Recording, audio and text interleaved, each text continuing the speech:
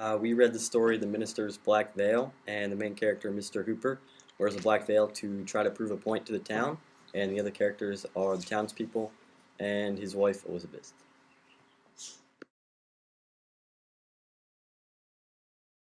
Hello, I'm Dennis Quaid, and this is another Frontline Report.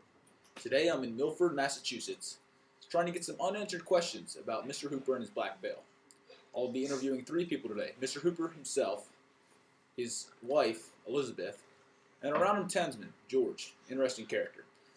First I'd like to interview George. George, will you come in here for me? Sit down right here. Oh, yes. Oh, my God, this TV station's worse than watching Brokeback Mountain. Alright, so how are you doing today, George? Terrible. Do you know how most wives each like wine? I do know that. I do. Mine ages like milk. That's not good, you dog. I know, man, I know. So, let me ask you some questions about Mr. Hooper. Hit me. Hopefully they kill me, too.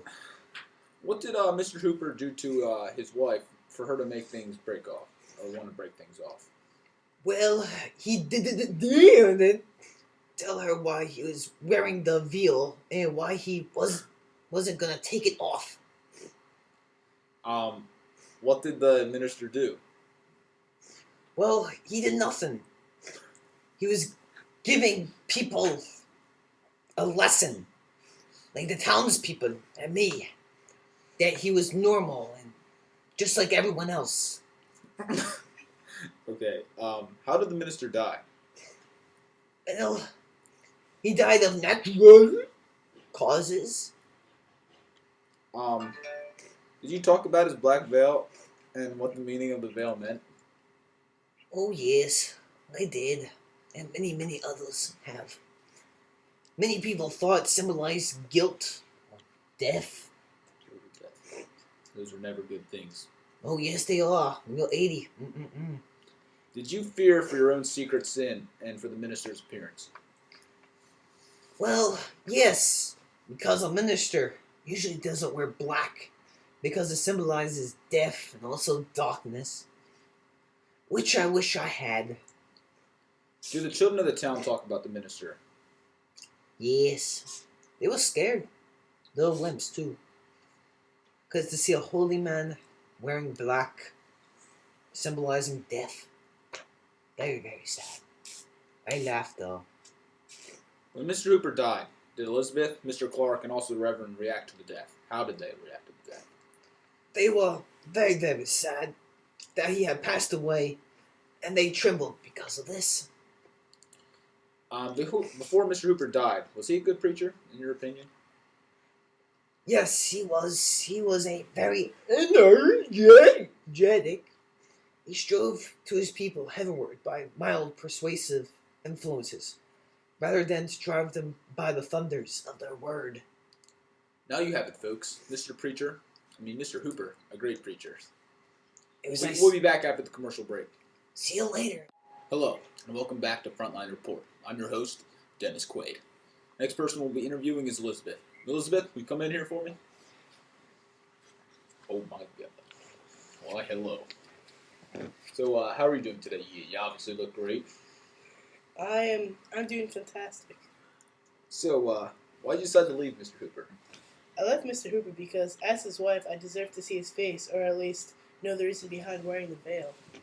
So you left him solely for the black veil? Yes, I left him solely because of the black veil. It's pretty low.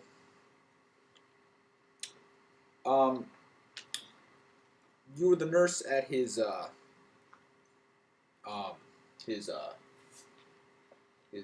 when he was dying. You were his nurse. Would you have visited him as the when he was on his deathbed if you weren't his nurse?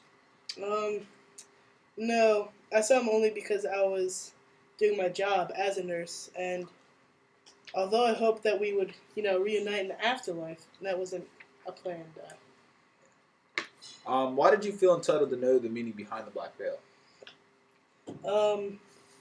I was his wife, and I expect him to share the reasons with his wife, of all people. I mean, at least he should tell me. Good point. Do you think it was fate that you were the nurse at Mr. Hooper's deathbed? Yes, I think it was faith. Before I left him, he said that the veil would only be between us on Earth, and that it would not be between us forever. As I left him earlier, he smiled, and I knew we would reunite again. I just wish it was without the black veil. Very interesting. We're going to take a quick commercial break. We'll be back. We're back. I'm Dennis Quaid, and I'm here with Elizabeth. Elizabeth, I have one last question for you. If you could tell Mr. Hooper anything right now, what would you tell him? That I love him. You'd tell him that you love him. Well, I got some interesting news for you. Mr. Hooper's here. Bring him in. Come in here, Mr. Hooper, please. There's the guy. Nice to meet you. No miss. There we go. So, how are you doing today? I'm good. Doing good. Good to hear. Great to hear. So, I want to ask you a couple questions about this black veil that's causing so much controversy. All right. Why did you decide to wear the black veil to begin with? Well, I was trying to prove a point to the townspeople that everyone is not innocent and that everyone is guilty of something. Very true, very true. Even though you didn't realize it to begin with, what would you say if I were to say that your black veil created a ton of emotion? Well, I didn't realize that the people were watching me, but I knew that it was odd and would create controversy among the town. Well, of course. I mean, cover your face, right? That doesn't do nothing wrong. Did you fear that the dead woman looked up your veil? The only thing to fear is fear itself. Haha, just kidding. Oh, No, but no. seriously, she was dead and the townspeople were just imagining things. Trying to cause a stir. Those townspeople don't get you. How do you feel now that wearing the black veil? How do you feel now that the black veil to the wedding, when you wore it there, brought darkness and evil to the people? Well, it was just people fearing their inner guilt, and I didn't bring anything. It was just their realization that no one is innocent. Good point. You know, a lot of people are guilty of stuff, including myself. Don't tell anybody. Why would you not remove your veil to show your wife Elizabeth? Because no one is free from their guilt, and everyone deserves to show their guilt, and not even my wife who could escape it. You two look great, by the way. I'm glad to see you guys back together. Even though the veil made you a man of awful power over souls that were agony for sin, was it worth it? Well, it was worth it because it taught a valuable lesson of guilt and innocence to the townspeople. Was wearing the black veil worth being alone, missing out on Elizabeth? It was worth it because I had to do it, and I knew that I would only be alone on Earth, and when I went to heaven, I would be with Elizabeth again. You guys look great together.